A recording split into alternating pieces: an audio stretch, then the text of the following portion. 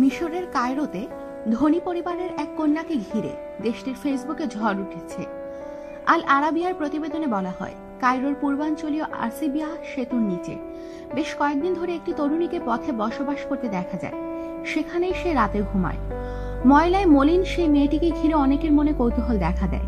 কেউ কেউ মেয়েটির ছবি তুলে সামাজিক যোগাযোগ মাধ্যমে পোস্ট করেন। মেয়েটিকে দেখে অনেকেই তাকে গৃহহীন ভেবেছিলেন, কিন্তু খোঁজ নিতেই মেলে অবিশ্বাস্য তথ্য। মেয়েটি মিশরের আল মাহাল্লার ধনী পরিবারের সন্তান, নাম সালাওয়া।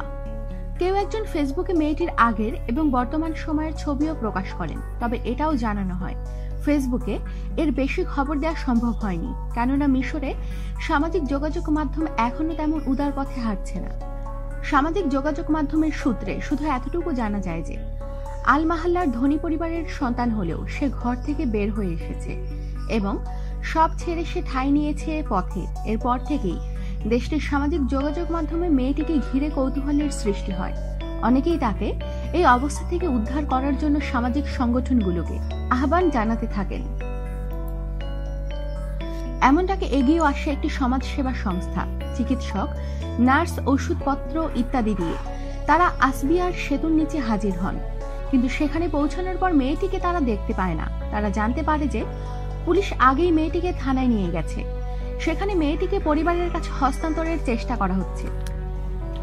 সমাজসেবা সংস্থাটি তাই দ্রুত থানায় যায় এবং মেয়েটিকে নিজেদের হেফাজতে নেয়। পরে সমাজসেবা সংস্থাটি জানায় মেয়েটি মারাত্মক মানসিক আঘাতজনিত সমস্যায় ভুগছে। পরিবারের সদস্যরা তাকে নিতে চাইলেও সালাওয়া যেতে রাজি হয়নি, বরং সে প্রতিষ্ঠানের তত্ত্বাবধানেই থাকতে চেয়েছে। সালাওয়াকে তাই সুস্থ করে তুলতে তাদের অনুরোধ জানিয়েছে তার পরিবার। আমাদের সাথেই থাকুন, সাবস্ক্রাইব করুন।